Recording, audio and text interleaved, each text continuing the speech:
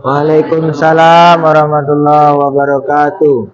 Alhamdulillah, puji syukur kepada Allah Subhanahu wa Ta'ala karena pada hari ini Senin 26 Agustus 2024 kita diberikan kesempatan berkumpul di ruang majelis guru SMK Negeri 1 Kinari untuk kegiatan berbagi praktik baik aksi nyata modul 1.4 budaya positif yang akan disampaikan oleh CGP Angkatan 11 SMK Negeri 1 Kinari. Selawat dan salam ditujukan kepada Nabi Muhammad SAW berupa Allahumma sholli ala Muhammad wa ala ali Muhammad. Yang terhormat Bapak Kepala SMK Negeri 1 Kinari, Bapak Ibu Laku Kepala SMK Negeri 1 Kinari, dan Bapak Ibu Guru hebat partisipan berbagi praktik baik. Untuk kegiatan hari ini, saya akan membacakan runtutan kegiatan kita. Yang pertama, pembukaan. Kedua, sambutan dari kepala sekolah. Yang ketiga, berbagi praktik baik oleh CGP SMK Negeri 1 Kinari. Keempat, diskusi, dan terakhir, penutup.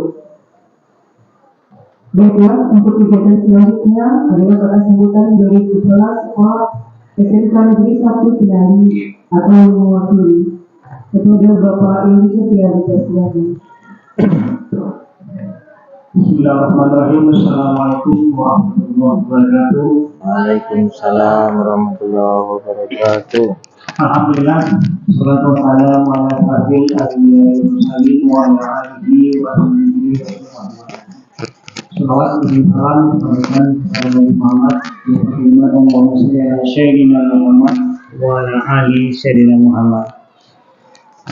Terima kasih diucapkan kepada penghuni moderator, kemudian juga kepada Bapak Ibu yang hadir dalam rangka kegiatan itu berbagi praktik baik bersama rekan-rekan guru penggerak di SMK Negeri 1 Kinari.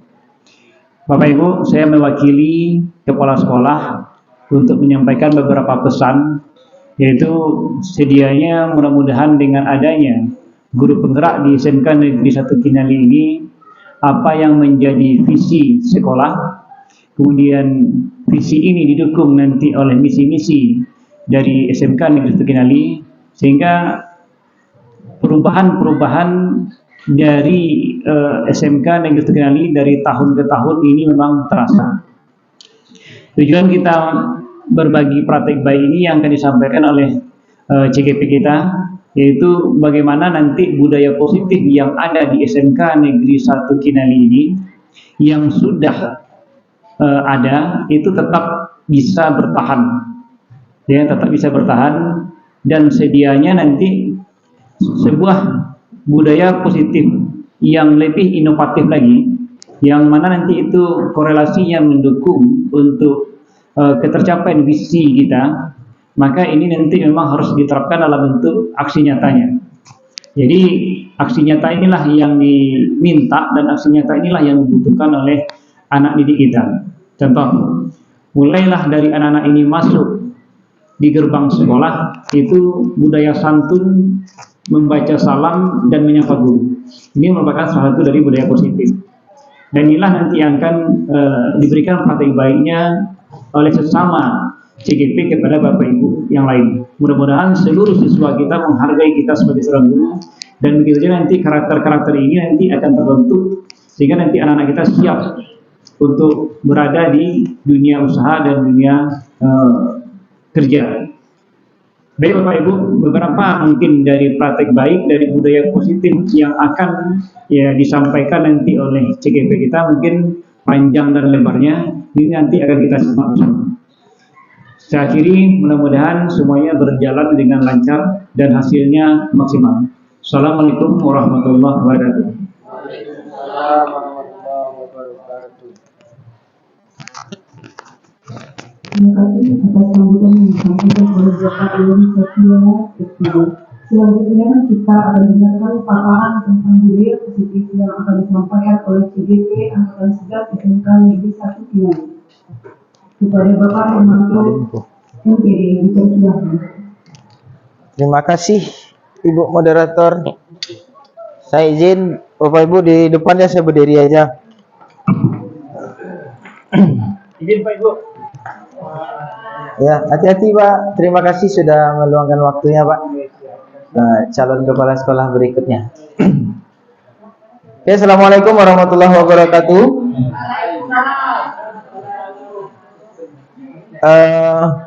Saya Hermanto, CGP, calon guru penggerak, masih calon angkatan 11 dari SMK Negeri 1 Kinali. Di sini kami mencoba ingin berbagi praktik baik, yaitu penerapan budaya positif di sekolah. Nah, sebelum kita masuk ke materi, kita kasih ice breaking sedikit dulu. Mohon kesediaan Bapak Ibu untuk berdiri.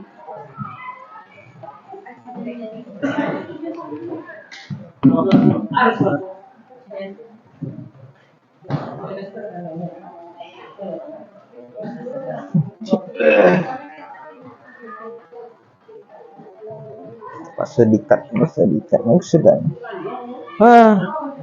Kendala teknis sepertinya.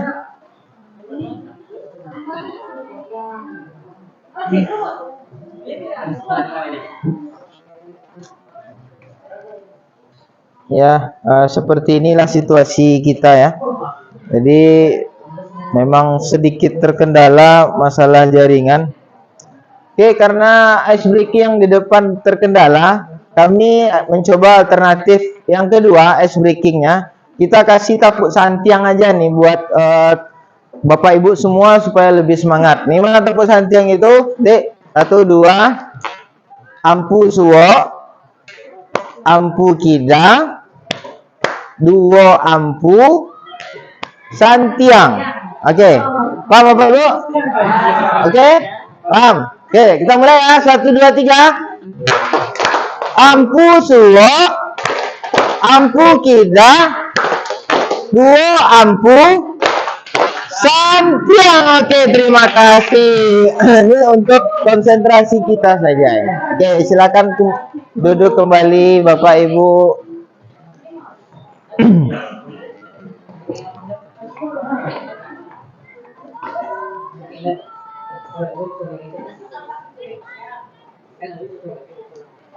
Nah, sebelum kita lanjutkan, kita sepakati dulu bagaimana proses diskusi kita pada hari ini. Jadi, yang pertama, kami minta kita saling menghargai di sini. Yang kedua, mengikuti jalan presentasi dengan semangat karena udah santiang tadi semuanya.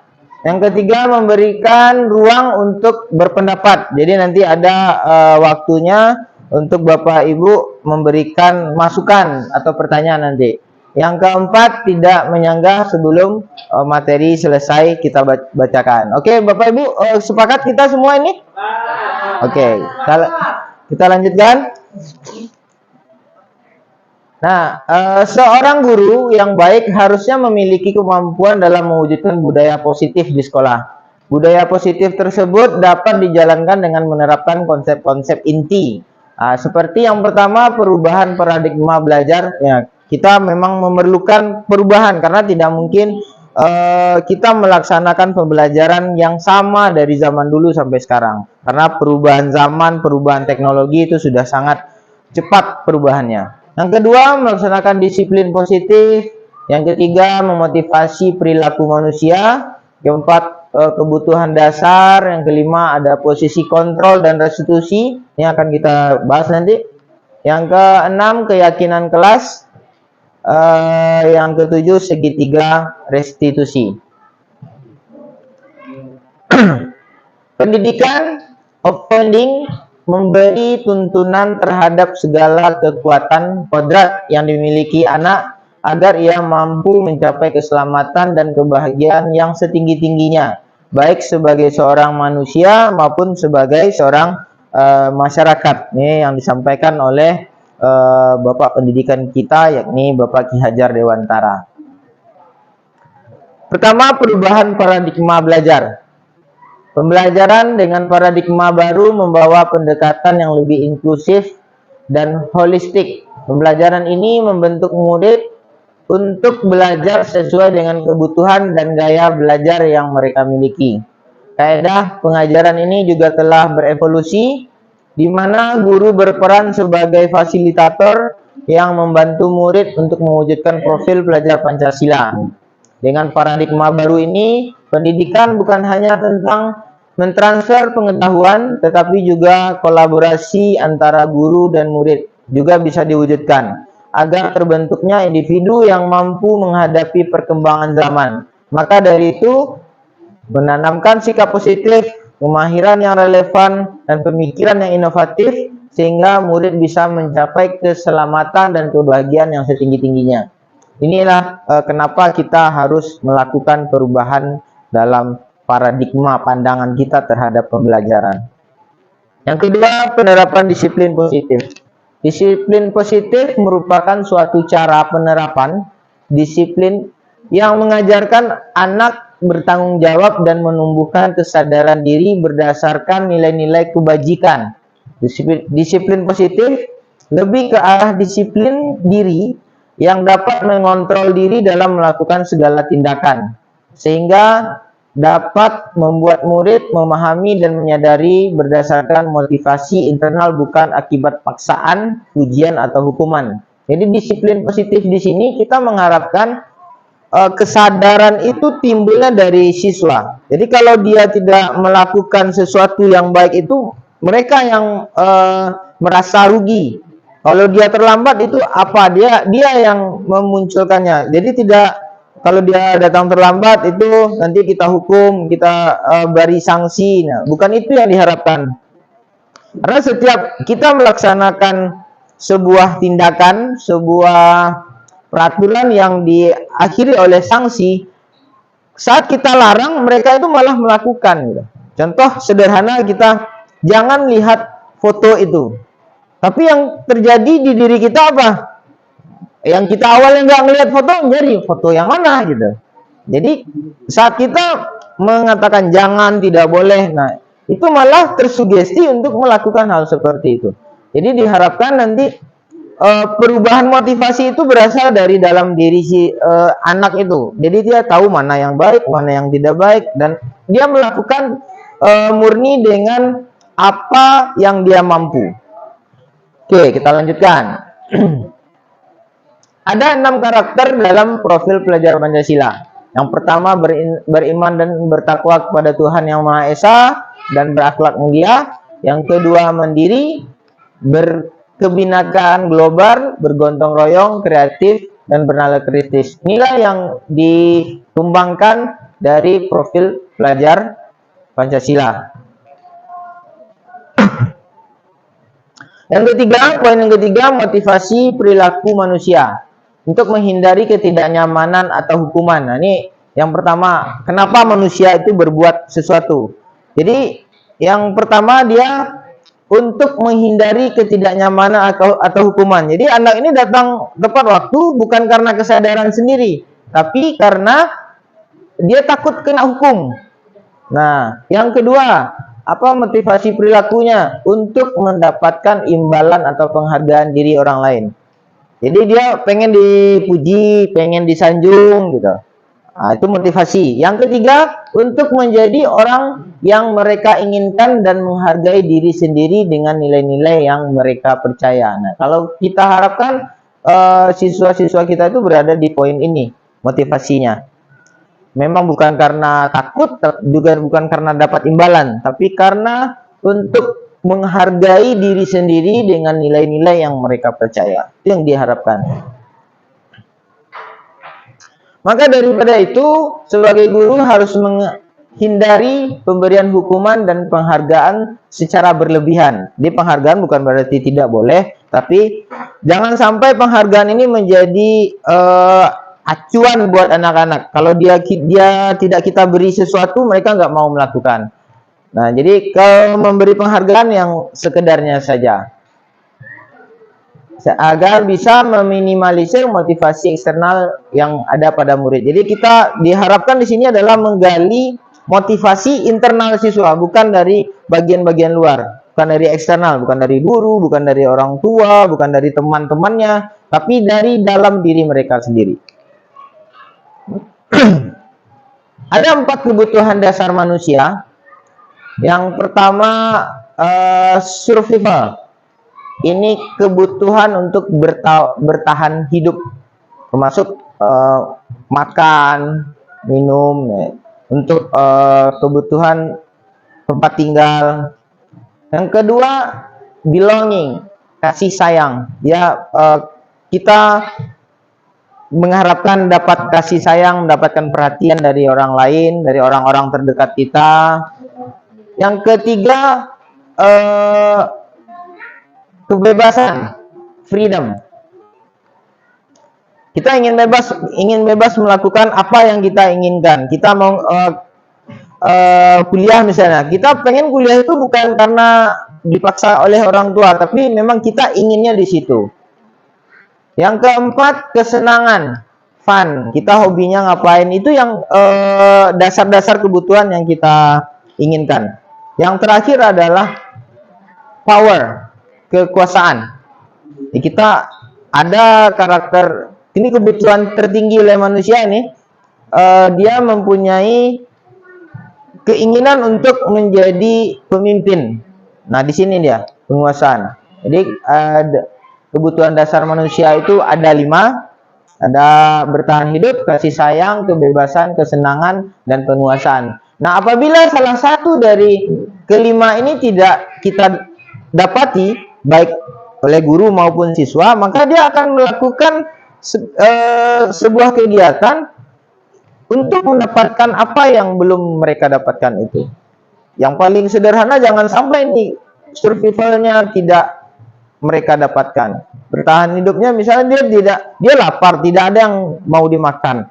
Karena dia lapar, tidak ada yang mau dimakan, maka dia akan melakukan hal-hal yang tidak baik. Yang penting mereka bisa makan. Nah, ini yang paling dasar. Oke, kita lanjutkan. Ini ada sebuah kasus. Bantu seorang guru wali kelas 10 LK1 sedang bingung menghadapi ulah salah satu murid di kelasnya, yaitu Zamri. Namanya Zamri, ini nama samaran aja. Beberapa anak telah mengeluhkan Zamri yang seringkali meminta bekal makan siang dengan mereka dengan memaksa. Nah, ini ada sebuah kasus. Ini ada Pak Anto, dia punya kasus anaknya itu sering mengambil makanan temannya secara paksa. Nah, pertanyaannya, jika Bapak Ibu menghadapi situasi seperti Bapak Anto tadi, apa yang akan Bapak Ibu lakukan? Oke, siapa kira-kira yang mau nih? Kalau ada siswa di kelas itu seperti Pak Anto, dia anak tidak bawa bekal, terus dia sering mengambil bekal temannya. Kira-kira apa? Pak Nopri? Dia apa kan? Ya, boleh. Kira-kira kalau Pak Nopri, apa yang Bapak Nopri lakukan? Oke, baik. Saya coba untuk mencari solusi dari pertanyaan tadi. Kalau ada salah satu teman siswa kelas yang memaksa, itu yang pertama kebetulan, nah itu memang tahap awal. Tapi kalau masih berlanjut kasusnya itu dari hari, kemungkinan bukan digoli lagi, tapi juga akan digunakan. Oke. Terima kasih. Oke, terima kasih Pak Nofri. Jadi ada pertama tadi diberi teguran, yang kedua peringatan. Peringatan sama teguran beda ya? Oke, beda. Oke, kita terima dulu ya Bapak Ibu ya. Ada satu lagi boleh? Mungkin ada Bu Roza yang cewek nih mewakili satu nih. Bu Roza nih, Bu Roza mewakili yang cewek. Oke, bantu mic-nya. Kalau ada di kelas Ibu ini siswa Zamri, dia oke. Baik, kalau situasi seperti yang kasus Bapak Anto ini, yang menurut saya yang salah yang pertama kita tanya dulu siswanya Oke. apa masalahnya. Apa masalahnya? Nah, kemudian setelah kita tahu bagaimana masalahnya, baru kita cari solusinya. Jadi dia memang melakukan kesalahan, tapi kita cari dulu apa Penyebabnya. yang melakukan kesalahan itu. Nah, Oke. kemudian kalau rasanya kalau kita sudah tahu apa akar masalahnya, kita bisa mencarikan solusinya. Baik solusi sebagai guru ataupun kepada teman-temannya, karena bisa nanti solusinya bergerak terus. Oke. Sekian, terima kasih. Oke, terima kasih Bu Roza. Kita kasih aplaus dulu buat Pak Nofri dan Bu Roza. Ya, tadi Pak Nofri mengatakan ngasih teguran, peringatan. Kalau Bu Roza, kita cari tahu dulu alasannya kenapa. Setelah tahu alasan nanti baru berikan tindak lanjut. Oke, kita masuk pertanyaan yang kedua. Menurut Bapak Ibu, kira-kira apa alasan Zamri melakukan itu? Kira-kira boleh nih Pak Kus nih. Kira-kira alasannya apa tuh Pak Kus si Zamri melaksanakan itu? Baik, untuk kira-kira kenapa Zamri melakukan itu atau pemaksaan meminta makanan kita semuanya? Tentu kita bisa berasumsi nanti bisa jadi yang pertama karena dia lapar tidak punya bekal atau makanan, itu yang pertama. Kemudian yang kedua bisa jadi itu sudah menjadi kebiasaan dia atau budaya dia meminta secara paksa apa yang dia inginkan. Jadi sikap kita adalah mengubah budaya negatif menjadi positif dengan kesadaran sendiri. Jadi motivasinya nanti dia itu belum meninggalkan perbuatan yang dia lakukan itu harus dari dalam dirinya. Bukan nanti dia tidak melakukan lagi karena takut dihukum oleh Pak Nofri misalnya. Oke. Tapi memang dari dalam dirinya. Artinya motivasi intrinsik, bukan motivasi ekstrinsik. Siap. Begitu kira-kira tanggapan dari saya. Oke, terima kasih. Kita kasih aplaus juga buat Pak Kus. Udah tambah lama tambah pelan ya. Oke. Jadi alasannya tadi bisa jadi karena dia lapar atau bisa jadi dia pengen melihatkan dia itu kuat gitu ya. Kalau dia alasannya lapar berarti ada kebutuhan dasar yang tidak terpenuhi adalah survivalnya, itu kebutuhan untuk bertahan hidup. Tapi kalau alasannya untuk melihatkan dia kuat berarti dia mau melihat merasakan ada kebutuhan powernya di situ yang belum terpenuhi, sehingga dia pengen orang ini takut sama dia. Oke. Kita lihat. Ya, ada yang pertama alasannya karena ia lapar dan orang tuanya tidak membawa bekal siang. Nah, ini seperti kata Bu Roza tadi ya.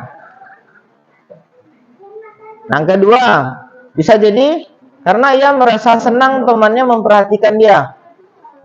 Ketika temannya melaporkan tindakan yang dia lakukan pada gurunya, dan gurunya memberitahu orang tuanya, sehingga orang tua menjadi memperhatikan dia, maka kebutuhan dasar yang sedang dipenuhi Zamri adalah kebutuhan akan kasih sayang. Jadi bisa jadi kasus yang sama ini dasar kebutuhan yang tidak dipenuhi itu tidak sama.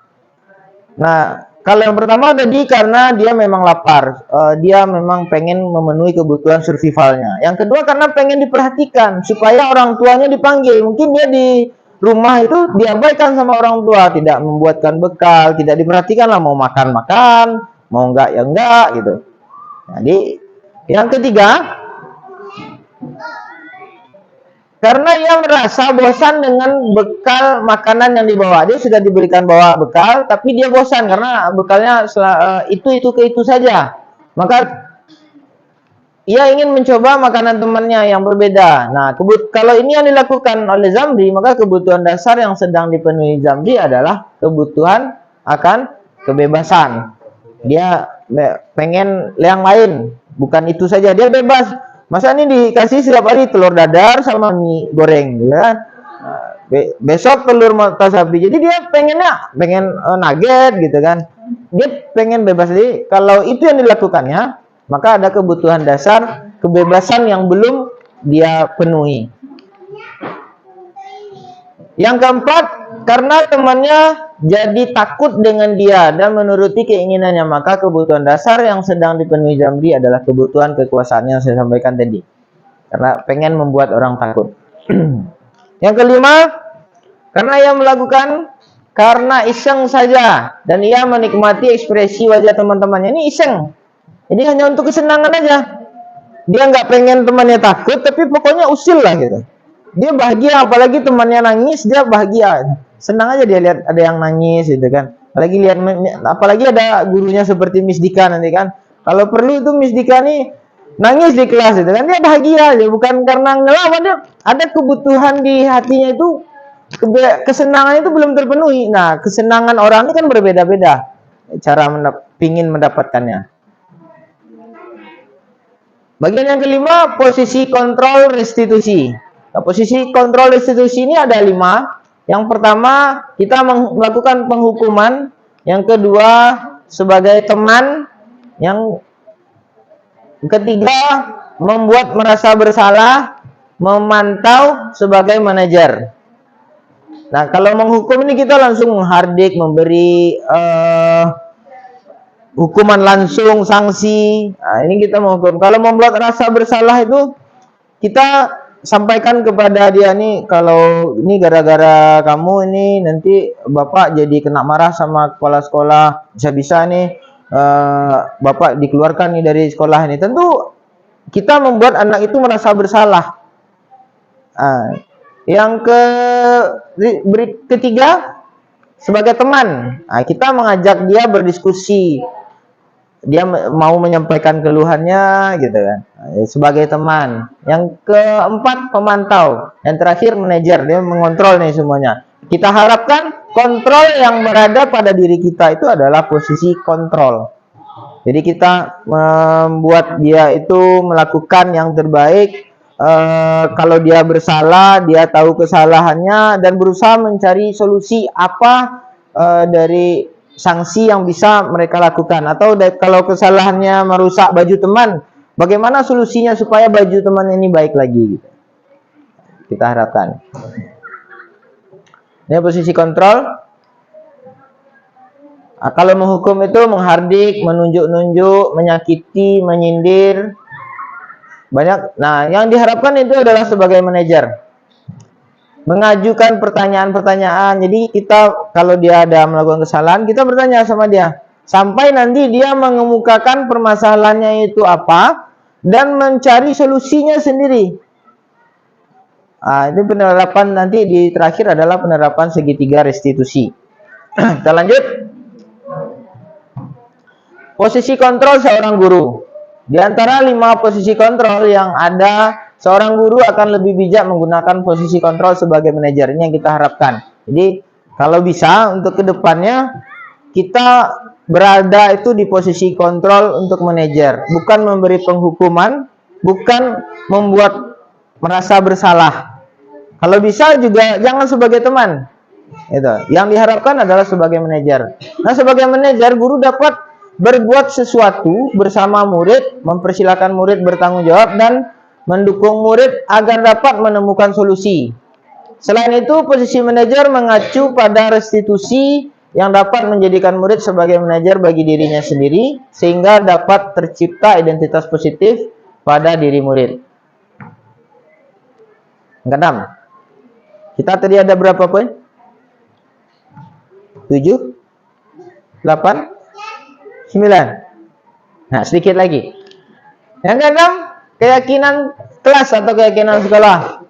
Guru berperan dalam mewujudkan terbentuknya keyakinan sekolah. Kelas dengan membuat kesepakatan kelas yang dilakukan oleh guru dan murid sebelum memulai pelajaran. Nah, kesepakatan ini jangan sebisanya jangan datangnya dari guru, tapi dari siswa itu sendiri. Ini bagusnya supaya kelas kita ke depan ini lebih tertib, kita harusnya bagaimana? Nanti sampai ada yang menyampaikan tidak boleh terlambat, Pak. Harus disiplin waktu, harus pakaiannya harus rapi. Nanti datang dari mereka semua. Jadi kalau mereka sudah melanggar, mereka sudah tahu kesepakatan kelas kita kemarin apa. Oh iya, Pak, ini. Jadi dia yang melakukan sendiri.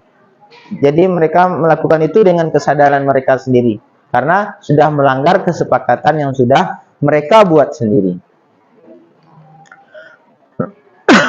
Ini dokumentasi kegiatan yang kami lakukan di kelas 12 LK 1. Bagaimana kami membuat kesepakatan kelas. Nah, siswa itu menuliskan keyakinan kelas yang mereka sepakati, menandatangani kesepakatan kelas yang mereka sepakati, dan menempelkan keyakinan kelas mereka. Mereka sendiri yang buat. Dengan posisi manajer tadi, ya memberikan pertanyaan-pertanyaan, mengarahkan pada apa yang kita harapkan.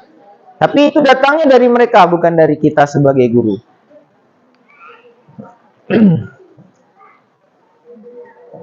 Nah, keyakinan sekolah atau kelas. Nah, setiap anggota kelas, anggota kelompok kelas perlu nih yang dihasilkan dari yang kami lakukan kemarin. Belajar senang, melakukan tugas, saling menghargai, merasa aman, selalu bersikap positif, senantiasa menjadi diri terbaik, percaya dan menghormati orang lain, serta barang miliknya orang juga perlu dihormati, barangnya juga harus dihormati. Jadi tidak boleh mencuri barang orang lain lah, ibarat kalau kata negatifnya nih. Berkomitmen terhadap setiap tugas. Jadi kalau bahasa negatifnya tidak boleh tidak membuat tugas. Nah, kita berikan ke bahasa yang positif. Berkomitmen terhadap setiap tugas yang diberikan. Senantiasa membantu, dihormat, bekerja. Nah, ini datang dari anak-anak kita. Bukan kita yang mendiktekan lakukan ini seperti ini, tidak. Ya, jadi kami harapkan kami berbagi ini nanti Bapak Ibu guru semua bisa menerapkannya di kelas juga. Walaupun sepertinya di sini ada beberapa yang belum mengikuti guru penggerak, tapi sudah bisa melaksanakan atau mengimplementasikan apa-apa yang sudah kami peroleh selama lebih kurang 2 bulan ini di pendidikan guru penggerak. Yang ketujuh, segitiga restitusi. Ada 3 tahapan dalam segitiga restitusi. Yang pertama, memvalidasi tindakan yang salah, lalu menanyakan keyakinan, menstabilkan identitas. Nah, menstabilkan identitas, validasi tindakan yang salah, menanyakan keyakinan. Nanti jangan sampai anak itu merasa bersalah seperti yang kita bahas sebelumnya. Kalau dia bersalah, ya tetap kita buat dia itu jangan merasa dia paling bawah, sehingga dia takut gitu. Tapi ya kita anggap boleh, walaupun misalnya dia cabut atau tadi mengambil makanan teman, nggak apa-apa. Jangan terlalu merasa berkecil hati, karena setiap manusia itu pernah melakukan kesalahan gitu kan. Karena semua manusia itu tidak luput dari kesalahan. Jadi itu yang kita lakukan saat menstabilkan identitas. Kalau validasi tindakan yang salah, nah apa yang dilakukannya? Apa yang sudah dilakukan, kesalahan apa yang sudah dilakukan, dia nyampaikan. Oh iya Pak, kemarin saya udah mengambil makanan si Ani. Wah, sebenarnya saya ini apa yang disampaikannya itu timbul dari mereka sendiri. Nah, sampai terakhir mereka udah mempunyai keyakinan sendiri untuk tidak mengulangi kesalahan tersebut. Nah, inilah yang diterapkan pada segitiga restitusi untuk menyelesaikan sebuah masalah. Nah, ini kegiatan yang kami lakukan saat menstabilkan identitas. Ini tipe ya, identitas. Menstabilkan identitas dilakukan berdasarkan prinsip bahwa membuat kesalahan adalah bagian dari proses pembelajaran yang nantinya akan menggeser identitas gagal ke arah identitas sukses. Jadi jangan sampai anak itu merasa karena dia gagal itu adalah akhir dari segalanya gitu kan. Nah, tapi identitasnya itu, kesalahan itu adalah bagian dari proses saat untuk mencapai kesuksesan. Ini yang kami lakukan saat menstabilkan identitas dengan siswa. Ini siswa 11 MPLB 1. Yang kedua, melakukan validasi tindakan yang salah. Validasi tindakan yang salah dilakukan berdasarkan prinsip bahwa setiap perilaku berupaya memenuhi suatu kebutuhan tertentu, sehingga guru atau orang tua akan menggeser dari pemikiran stimulus respon menjadi proaktif, serta akan lebih mengenali dan mengakui kebutuhan murid atau anak-anak yang lainnya. Dia dari dirinya sendiri. Yang terakhir, menanyakan keyakinan kelas.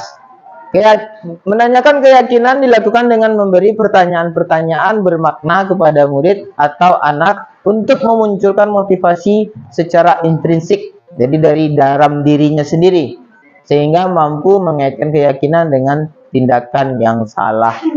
Contoh pertanyaannya nih, apa nilai yang kita percaya di sekolah ini?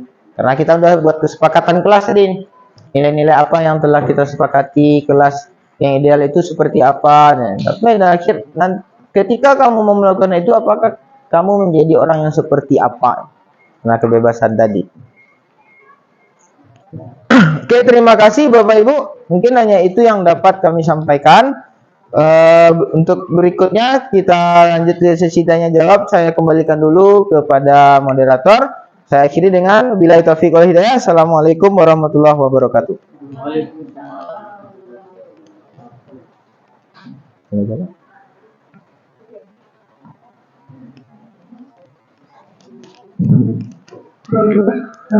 Demikian paparan dari Bapak Informasi SD tentang disiplin positif. Selanjutnya kegiatan kita adalah diskusi. Ya, tanya jawab. Dalam penerapan disiplin positif. Dalam penerapan disiplin positif. Kepada Bapak Ibu yang ingin bertanya dipersilakan atau tanggapan juga boleh. Oke, tanggapan juga boleh. Ada Bapak Ibu. Pak Sony boleh. Mic, nih Pak. Mic. Assalamualaikum warahmatullahi wabarakatuh.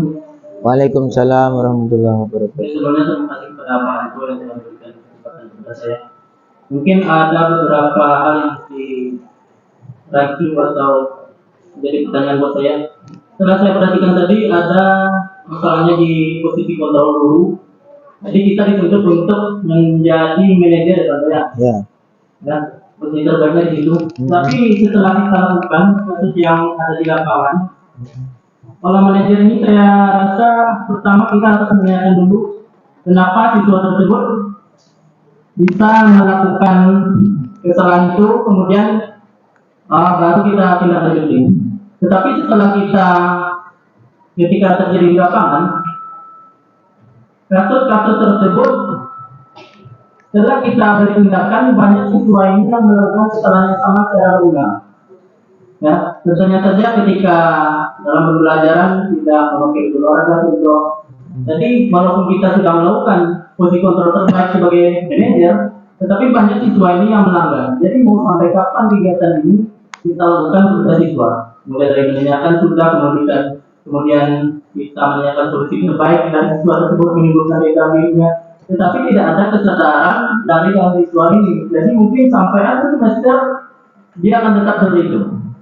Ya, tapi ada juga siswa yang bisa berubah.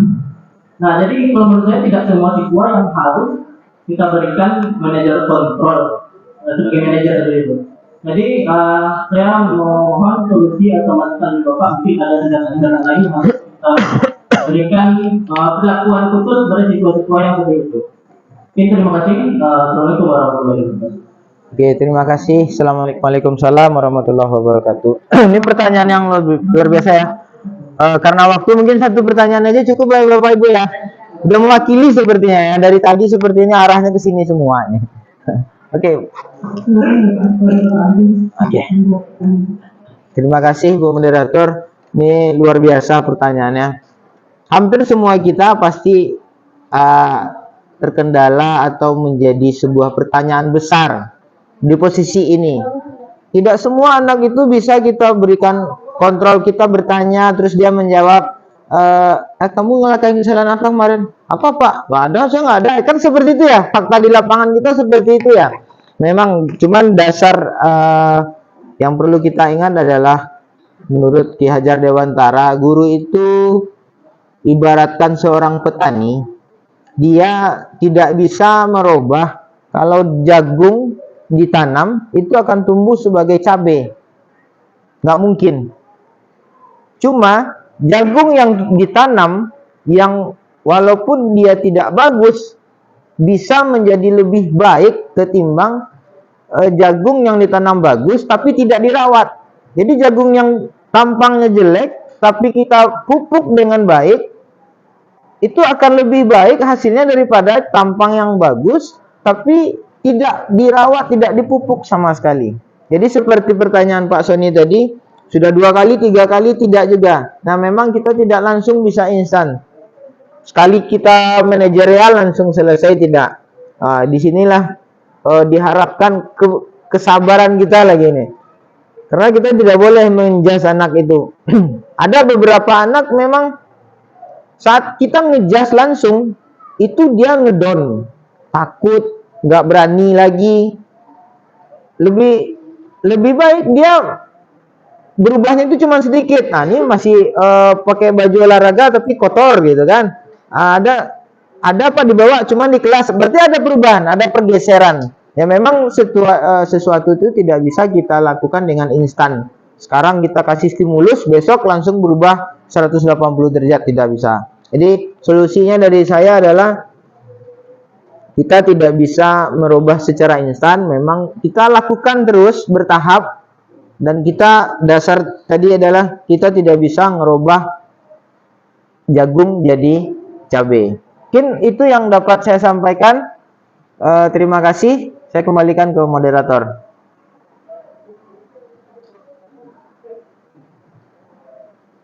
Bapak Ibu, untuk sesi diskusi kita tutup. Terima kasih atas partisipasinya. Dan kita sudahi dengan Alhamdulillah Alamin. Jika ada salah, saya mohon maaf. Assalamualaikum warahmatullahi wabarakatuh. Waalaikumsalam warahmatullahi wabarakatuh. Next. Tangan lagi. Tadi sebenarnya pertanyaannya bisa kami tambahkan, cuma tidak boleh kami tambahkan dari lain.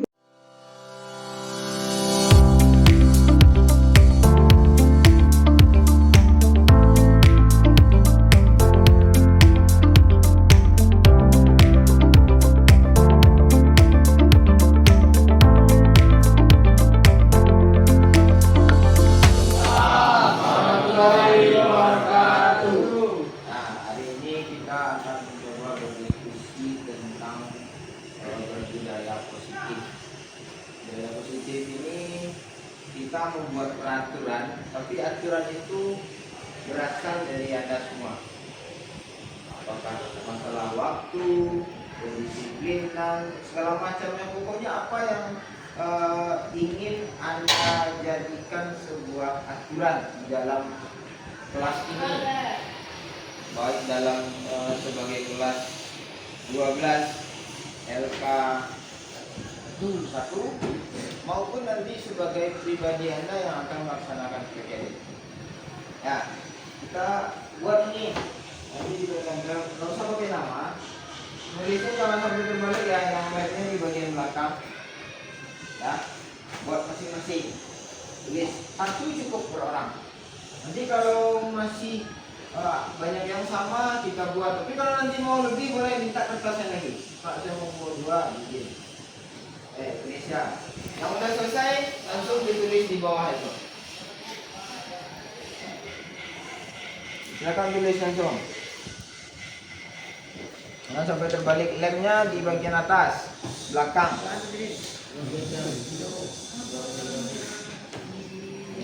Warna hijau lah ganti. Pegang dulu. 2 itu. Nama Pak? Nggak usah nama.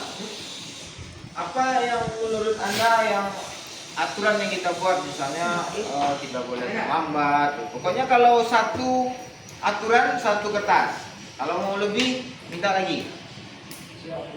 Oke. Boleh yang udah selesai langsung ditempel, mau tambah lagi.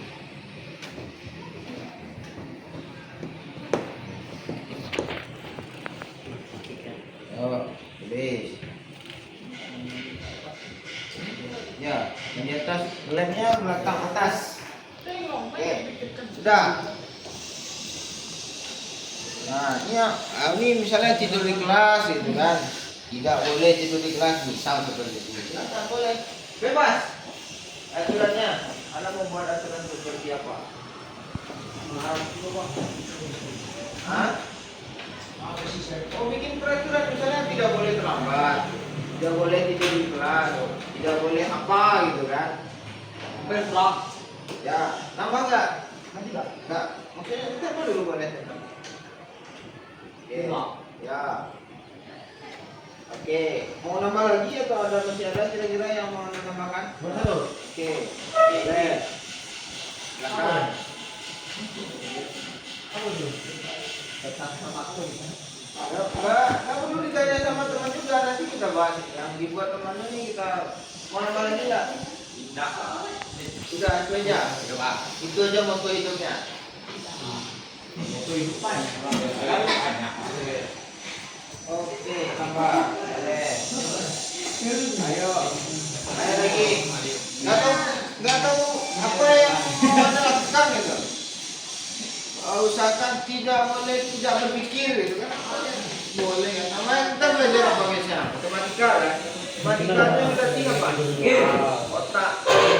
Otak itu kalau nggak mau berpikir ya nggak mau berlatih ya. Oke. Gue nggak boleh jawab. Kesepakatan peraturan yang datangnya dari Anda atau dari sekolah kan ada itu. Sholat tiga segala macam. Ada lagi? Ada yang mau nama yang udah nama enggak? Pas. Rusak kok begitu. Rusak tengoknya. Tidak boleh merusak apa ini? Boleh ngomong. Boleh rusak. Fasilitas sekolah lokal juga. Iya, sudah Pak.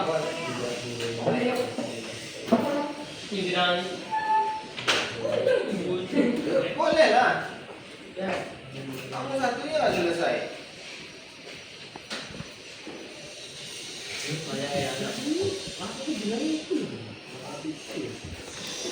Apa lagi? Mas Kembal juga belum keluar nih. Karena Enggak boleh banget.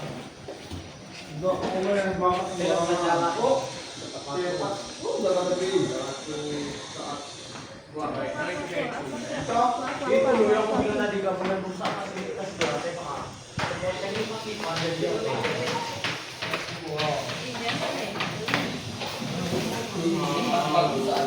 Kalau Bandung.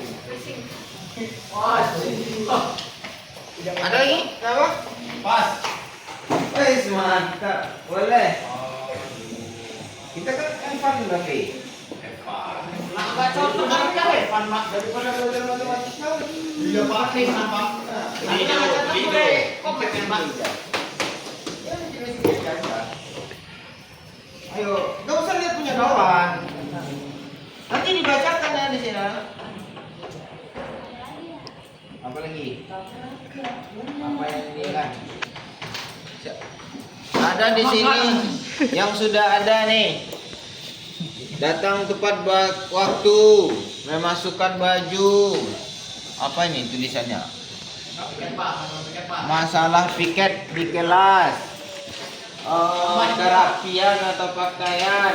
Yang bapak kelompokkan lah ya. Tepat waktu, masukkan baju, kerapian. Ini masih kerapian ini. Pakai sendal, menghargai, tidak banyak tugas. Oke. Boleh. Kerapian tidak boleh datang terlambat. Di sini ya, tepat waktu, tidak boleh berisik. Kalau berisik ini apa nih? Beda lagi nih kayaknya ya. Tidak boleh tidur. Masih ya, hampir sama lah ini. Tidak boleh ribut berkelebihan. Tidak boleh pulang sebelum piket. Tidak berbicara kotor atau berisik. Tidak boleh pakai aksesoris. Yang pakai kalung. Tidak boleh berkata kasar. Tepat waktu sholat. Pak, kita lagi Pak, nggak boleh pakai gincu Pak. Mau lagi? Boleh Pak. Boleh Pak. Boleh. Bebas lah kan. tidak boleh mencuri denda atau kebalikan. Minta lagi Mas Rid. Satu lagi Pak untuk Azrid Pak. Ini dikelompokkan di mana ini Pak? Dua per. Tidak boleh memakai gitu atau naik Berarti ada. Zik nambah lagi Zik. Azrid nambah. Ya bebas ya. Nanti kan kita sepakat. Irfan Pak Irfan. Tidak boleh apa tuh? Panjang rambut di sini pakaian ini ya. Oke. Rambut merah ini tidak boleh sih. Kita tunggu Zik ini satu nih ya.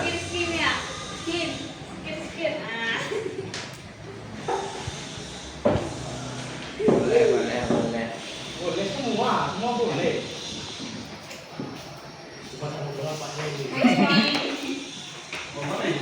Itu tentang apa? Dilarang mencontek. Mencontek. Nah itu terlalu Rid. Itu sedikit gitu Pak. Iya. Oh kerjasama mah boleh. Kira-kira kenapa Anda mengajukan hal-hal itu tadi? Ada nggak boleh terlambat, nggak boleh. Ada berarti. Nah terlambat itu sering Pak. Sering. Iya. Karena mundur waktu belajar. Mundurkan waktu belajar. Berarti ini semua adalah buah kesepakatan. Namun yang anak-anak buat ini kebanyakan itu adalah ada kayak perintah gitu. Kan tidak boleh gini, ya tidak boleh berpakaian aksesoris. Kalau kadang-kadang kalau kita berbicara tidak boleh, yang kita ingat itu yang bolehnya malah, ya kan? Tidak boleh mencuri ikan. Yang Anda ingat apa? Boleh memberikan. Ambil ikannya. Atau jangan buka situs ini berbahaya dengan yang Anda lakukan apa? Buka. Jadi secara tidak langsung sebuah kalimat-kalimat yang mengatakan tidak boleh, jangan, itu adalah kalimat negatif yang malahan kita ingin melakukan itu.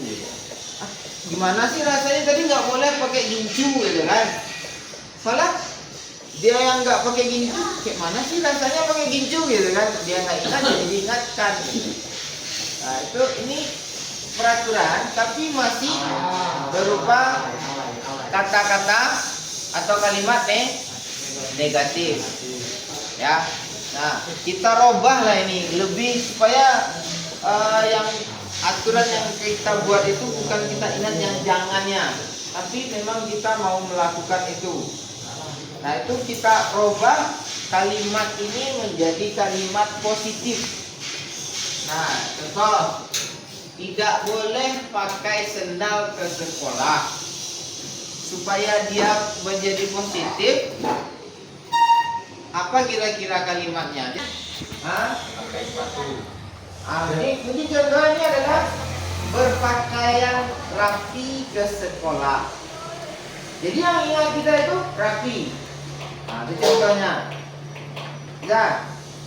Jadi tidak boleh pakai sendal, itu berpakaian rapi. Ya, kalimat positifnya nih, kalimat positif. Satu tadi yang tidak boleh pakai sendal, tidak boleh pakai aksesoris, nggak boleh pakai make up atau gincung, tidak boleh rambut panjang. Ada tadi memasukkan baju gitu kan. Berarti memasukkan, kalau kita masukkan baju berarti rapi ya. Ini kita buat di sini. Kerapian Pak. Kerapian. Berpakaian Rapi. Berpakaian rapi sekolah. Nah, ini satu nih. Lalu di sini ada berikutnya saling menghargai, tidak banyak tugas. Ini maksudnya apa nih? Tidak saling menghargai, tidak banyak tugas. Itu gabungan kalimatnya atau gimana? Dua kalimat. Siapa yang pakai? Ya. Apa-apa. Maksudnya biar jelas aja kita nih mau dikelompokkan kemana. Oh 12. Yang satunya saling menghargai. Yang kedua tidak banyak tugas. Kalau banyak tugas apa yang terjadi? Pusing, nggak dikerjain Pak. Yang jelas. Ya bagusnya nggak usah aja dikerjakan biar nggak pusing. Nggak dikerjain. Biar ada tugas kebanyakan kan? Iya Pak. Jadi jangan dikerjakan tugasnya. Nggak kayak gitu lah konsepnya. Tugas itu untuk apa? Untuk tujuannya diberikan tugas itu apa? Supaya paham. Supaya paham, lebih paham lagi. Apakah pemain bola itu setiap dia latihan itu harus menendang bola? Tidak. Apa lagi latihan yang dilakukan? Iya, contohnya lari, renang. Iya, apa lagi? Loncat. Dia angkat beban. Ya kan? Dilatih ototnya. Jadi bukan karena dia main bola terus dia setiap hari main latihannya menendang bola terus enggak. Jadi itu gunanya latihan itu. Jadi karena belajar matematika terus setiap hari kita tugasnya menghitung, latihannya ngitung, enggak seperti itu. Konsepnya adalah kita belajar matematika itu untuk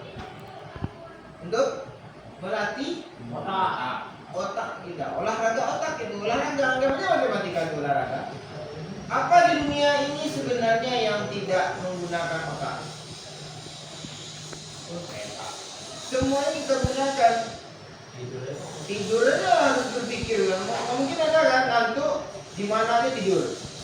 Masuk ada di slogan tidur. Itu mabuk orangnya kan? Iya Pak. Nggak ada yang seperti itu. Tidur kita berpikir, kita mau tidur. Ada nyamuk nggak? Kalau ada nyamuk gimana? Jadi deh obat nyamuk, autan ya, pakai rendah ya, pakai kelambu ya. Banyak ya. Jadi itu cuma kalau dalam kehidupan sehari-hari seperti itu tentu tingkat berpikir kita nggak terlalu berat.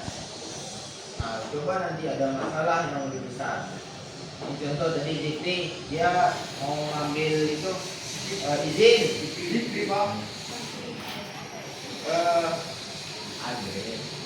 Azril.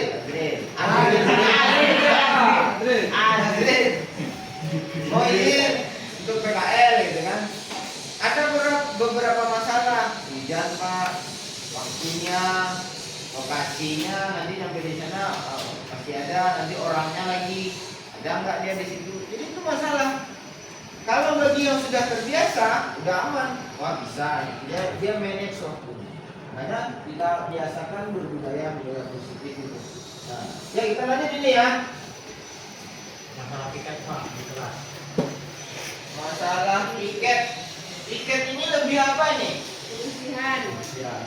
Kebersihan atau ada yang enggak yang lain itu piket? Piket lebih kemana? Tanggung jawab ya. Piket itu adalah kewajiban bagi yang tugasnya. Berarti bagusnya kita tulis apa nih yang kalimat yang positif lah. Bertanggung jawab dengan Kebersihan dan kelas. bertanggung jawab dengan tugas lah. Tugas baik itu tugas apa aja, mau tugas rumah, tugas di sekolah, piket, ya kan, kehadiran itu kan jadi tanggung jawab juga. Datang tepat waktu, tidak boleh terlambat, tidak boleh pulang sebelum piket, tidak tepat waktu saat pulang sekolah. Jadi tepat waktunya saat pulang, saat datang nggak perlu tepat waktu. Oke. Nah, berarti ini lebih kemana nih pembahasannya itu? Disiplin waktu. Oke, bagus. Disiplin waktu. Oke.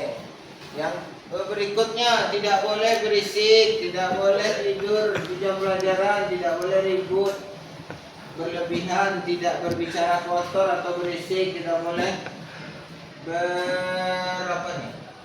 berkata kasar, tidak boleh mencuri atau mencuri denda atau kebajikan.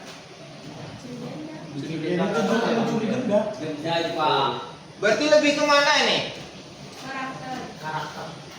Karakter. Bagusnya bagaimana? Berbuat baik, sopan, melakukan perbuatan baik dan bersopan. Dilarang mencontek. Apa tuh yang diminta di situ? Apa yang diminta? Kejujuran. Bagus. Berarti jujur. Apa bagusnya nih kalimat yang lebih positif ya? Bersifat jujur. Boleh deh. Bersifat jujur. Jadi sebanyak ini jadi terangkum dia menjadi 5 buah kata saja. Berpakaian rapi itu semuanya udah mencakup. Jadi kalau tidak boleh Pak bawa pakai sendal lah, besok sendal saya apa yang mau dipakai gitu.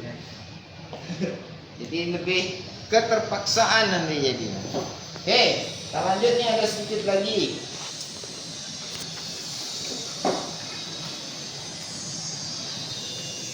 Nah, dari kalimat-kalimat positif ini kita munculkan namanya nilai kebajikan. Nilai apa? Kebajikan. Nilai kebajikan. Contoh nilai kebajikan itu keselamatan, kesehatan, tanggung jawab, saling menghargai gitu ya. Itu contoh-contohnya. Nah, dari kalimat positif ini berpakaian rapi ke sekolah itu nilai kebajikannya apa? Nilai kebajikan yang terkandung di dalam kata kalimat berpakaian rapi ke sekolah. Kemana dia perginya itu? Rapi itu identik dengan apa deh? Kalau kita melihat sebuah yang rapi, keindahan, bersih ya, keindahan, apa lagi? Kebersihan, bertanggung jawab dengan tugas. Lebih kemana itu? Bertanggung jawab, nilai kebajikannya. Ya tanggung jawab ya. Kewajibannya tanggung jawab. Ini banyak ini, bukan hanya tiket aja. Kalau berhutang tolong dibayar. Jangan hutang enak, bayarnya nggak mau, nggak bertanggung jawab. Kalau dipatahkan, dihilangkan pena kawan, jangan cuma minta maaf. Maaf kawan, pena hilang, selesai masalahnya. Buat Anda selesai, buat yang hilang enggak harus beli lagi. Jadi harus bertanggung jawab lah apa yang dilakukan itu. Terus disiplin waktu, berarti nilai kebajikannya disiplin. Dan lakukan perbuatan baik dan sopan. Apa tuh? Saling menghargai ya. Saling menghargai. Keenam, bersifat jujur. Jujur itu juga merupakan kebajikan. Kejujuran. Kejujuran. Oke. Berikutnya kita bahas ini. Misalnya kita ambil satu, disiplin. Soalnya ini disiplin. Disiplin itu bagaimana kita melihatnya? Bagaimana kita bisa melihat sesuatu itu sudah disiplin? Misalnya kita tahu zikri, Azril itu Wah. Bagaimana kita tahu Azril itu sudah datang tepat waktu? Kalau anda melihatnya, kalau anda di sekolah, anda tahu Azril ini sudah ada di sekolah dan dia tidak terlambat. Dari mana anda bisa melihatnya, Pak?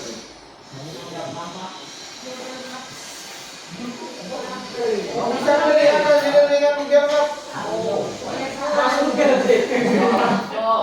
Masuk Google loh, Kenapa?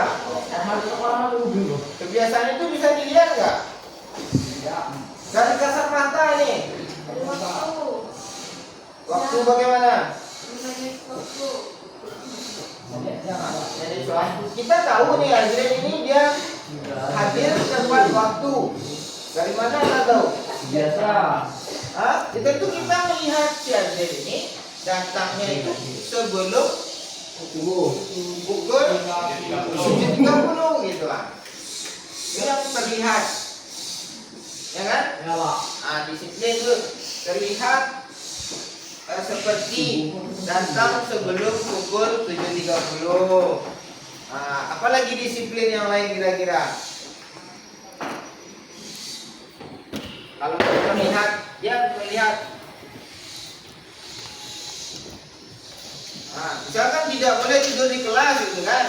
Kalau terlihatnya bagaimana dia? Kalau dia tidur di kelas disiplin itu. Kalau kepalanya ditaruh di meja, kan di atas pakai tangan, di ini itu tidur kan? Itu kan terlihat seperti kan meletakkan tangan di atas meja, gitu kan? Kepalanya juga disendarkan ke tangan, gitu kan? Itu terlihat seperti itu. Dia kalau tidak disiplin. Lalu kalau apa lagi? Memakai sendal, ya. Terlihat seperti kan kalau kehadiran tadi datang sebelum pukul 7.30. Terus kalau misalnya dia pakai disiplinnya nggak disiplin pakaian, bajunya dimasukkan ke dalam ke dalam. Apa lagi? Duduk dengan rapi di saat pelajaran. Duduk dengan rapi saat pelajaran berlangsung. Kan ini ya? Ya Pak. Contohnya. Jadi kalau dia udah tidur, berarti dia udah nggak rapi lagi duduknya kan? Ya? Apa lagi? Kira-kira apa lagi? Ayo. Lihat seperti apa dia kalau orang melakukan kedisiplinan itu. Rambutnya tidak panjang gitu ya. Panjang apa? Panjang tapi rapi, Pak. Panjang tapi rapi, Pak. Rambut Panjang tapi rapi. mana ada? Ada apa di sini ya? Sisir, Pak. Sisir, Pak. Kayak kangen band gitu. Rambut Panjang. tidak panjang. Kalau dia udah nggak panjang, apalagi cepat kayak tentara tuh, nggak perlu disisir pun rapi juga dia. Nampak peannya Pak. Orangnya. Nampak peannya Pak. Iya. Itu duduk seperti itu bagaimana kira-kira itu? Santai. Disiplin nggak tuh? Nah, ini yang terlihat seperti. Nah, satu lagi tidak terlihat ya. Terlihat seperti. Nah, jadi kalau dia datangnya itu lewat dari 7.30 berarti dia sudah Terlambat. terlambat. Nah itu siapa coba kira-kira lambat nih? Kalau contohnya nih datang lebih Setelah 7.30. 30 7.30. Oke, yang kedua, baju dimasukkan ke dalam yang kalau tidak terlihatnya gimana? Baju keluar. Baju keluar, oke, tulis. Oh, tempel. Baju duduk dengan rapi saat pelajaran berlangsung. Yang tidak terlihatnya seperti apa? Yang hah? Oke, nih, tulis. Yang keempat, rambut tidak panjang. Tidak terlihatnya seperti apa? Rambut panjang. Oh, rambut panjang. Apa? Siapa mengisi? Rambut Di bawah. panjang tidak beraturan. Ya kan kali itu di bawah tidak terlihat seperti itu. Rambut panjang. Rambut boleh panjang dengan rapi. Rambut panjang tidak. Kicok.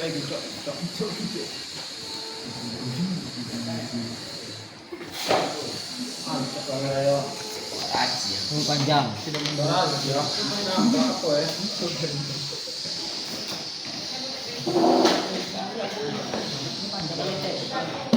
Mengap.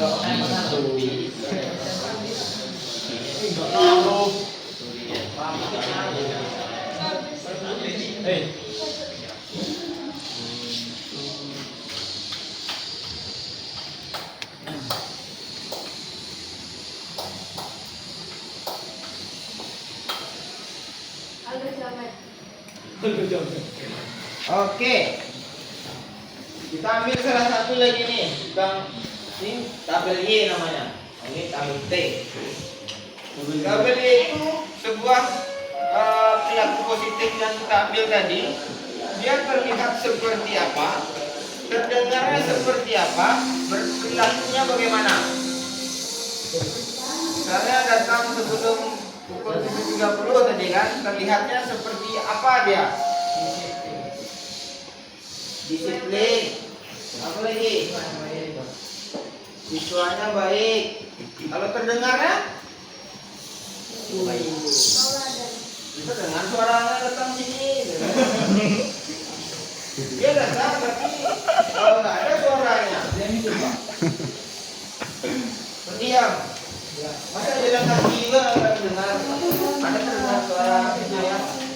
Nah, ya coba nih yang bagian yang terlihat, bagian terdengar. Nah, berperilakunya siapa? Berperilakunya bagaimana? Ya sopan. Berperilaku. Ya. Tinggalmu yang terdengar suara apa, gitu kan? Kalau untuk baju yang dimasukkan ke dalam, gimana kira-kira? Hah? Rapi. Itu terlihat bagian. Nah, terlihat rapi. Di bagian terlihat tempel. Kalau baju berperilaku, kalau baju itu gimana? Tempel ya, Pak? Ya, tempel. Di bagian apa? Tempel di bagian situ ya. Perilaku tidak baik. Tidak baik. Kalau baju bisa terdengarnya? Enggak, Pak. Ada.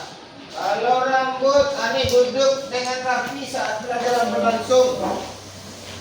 Terlihatnya seperti apa? Sopan. Duduk sopan. Nah, kalau terdengar tidak ada suara, boleh ya? Kita belajar. Nah. Suara aneh-aneh.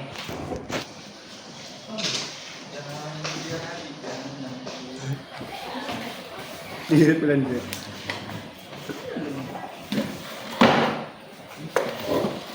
Kalau rambut tidak panjang, terlihatnya bagaimana? Tidak rapi. Rapi. Terlihat bagaimana? Rapi, tidak panjang loh. Ah, yang mana? Ah. Terdengarnya? Gak ada terdengar. Oh, tadi? Berperilaku bagaimana dia kalau Oh, tadi, Le? rambut tidak panjang? Oh, tadi, Le? Rambut tidak panjang terlihat. Hah? Tidak panjang. Rambut tidak panjang, rapi. Oke, rambut Pendek. Rambut panjang, rapi. Nah, jadi kesepakatan kelas kita sebenarnya ada 5 ya. 5, Pak. Yang pertama apa? Berpakaian rapi. Pakai rapi, kan Sekolah. cakup semua ya, rambut, baju, lipstick, ya. Jadi kan asrama. Rapi rambutnya. Kedua, Rapi. bertanggung jawab dengan tugas. Disiplin waktu. Disiplin waktu. Yang keempat, Melakukan perbuatan baik dan sopan. perbuatan baik dan sopan. Yang kelima, Bersikap jujur. bersifat jujur. Oke, demikianlah kegiatan kita pada hari ini untuk membahas kalimat Positif. budaya positif di lingkungan kelas ini yang kita coba menerapkannya nanti ke depan. Oke? Oke. Oke, Pak. Terima kasih. Assalamualaikum warahmatullahi wabarakatuh. Waalaikumsalam.